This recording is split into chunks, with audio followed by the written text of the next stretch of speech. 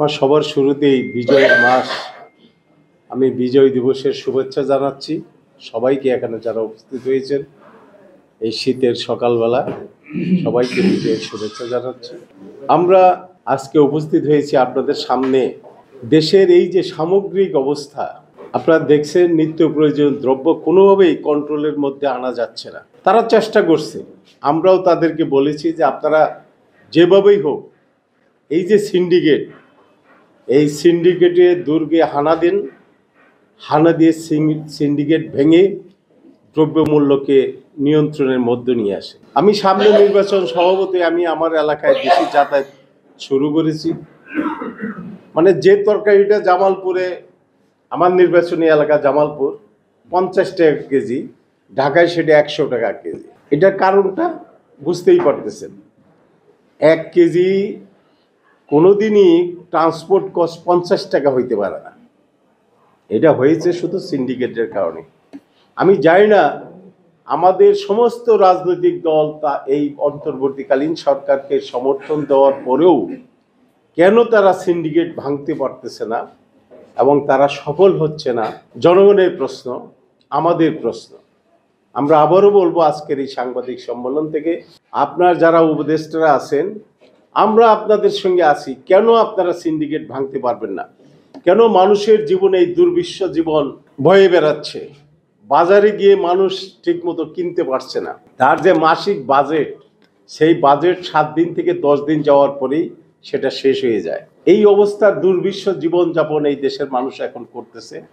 আমি সরকারকে বলবো, আমরা ভাসানী অনুসারী পরিষদ গণতন্ত্র মঞ্চের পক্ষ থেকে বলবো যে আপনারা অবিলম্বে দ্রব্যমূল্য নিয়ন্ত্রণের মধ্যে নিয়ে আসুন।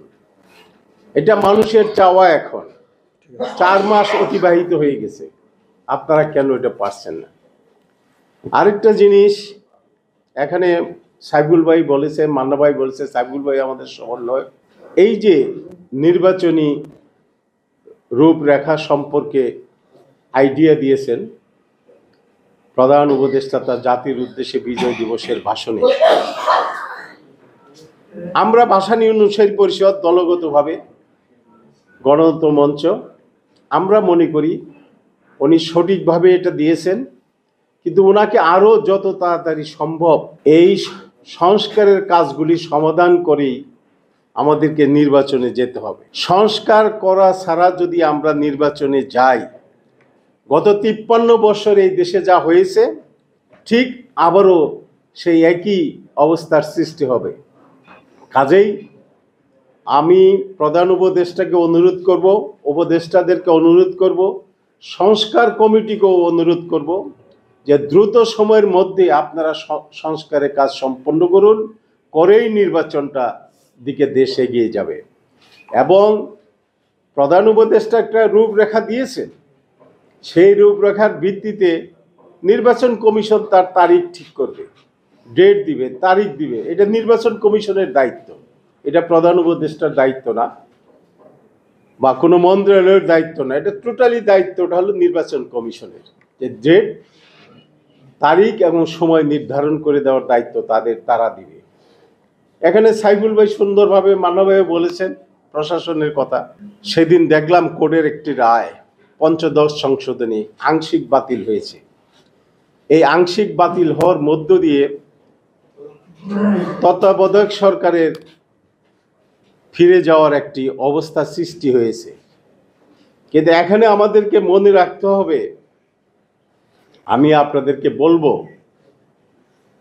গত 15 বছরের আগে যে তত্ত্বাবধায়ক সিস্টেমটা ছিল, সেখানে এই তত্ত্বাবধায়ক সরকার নিয়োগ নিয়ে যে নাটক হয়েছিল দেশে, এই নাটকগুলো যেন ভবিষ্যতের জাতি দেখতে চায় না।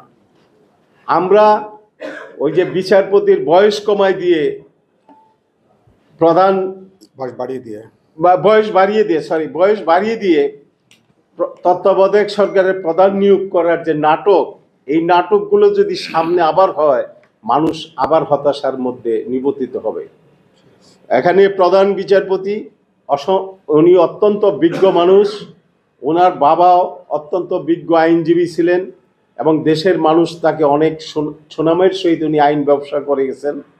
আমরা প্রধান বিচারপতিকে অনুরোধ করব গণতন্ত্র মঞ্চের এই সাংবাদিক সম্মেলন থেকে যে আপনি এমন একটি সিস্টেমের মধ্যে এই তত্ত্বাবধায়ক সরকারটা ফিরিয়ে আনুন, যে তত্ত্বাবধায়ক সরকার নিয়ে তত্ত্বাবধায়ক সরকার গঠন নিয়ে কোনো, এই কথাটা আমি আপনাদেরকে আবারও বলবো, এই যে এর আগে তত্ত্বাবধায়ক সরকার নিয়ে দেশের মধ্যে যে খেলা কাদা ছুড়াছুড়ি বড় দলগুলো করেছে, এই কাদা ছুড়াছুড়িটা যেন আর না হয়, সেরকম একটা ব্যবস্থা মধ্যে দেশকে নিয়ে আসার জন্য আমি প্রধান বিচারপতি এবং দেশের মানুষের প্রতি আমার আহ্বান থাকলো, এবং যারা সামনে নির্বাচনে যারা আসবে তাদের কাছেও আহ্বান থাকবে যে তত্ত্বাবধায়ক সরকারে ফিরে আসার ব্যাপারে একটি সুনির্দিষ্ট নীতিমালা তৈরি করা দরকার, যাতে তত্ত্বাবধায়ক সরকার নিয়ে আর ভবিষ্যতে কোনো প্রশ্ন না ওঠে। ধন্যবাদ।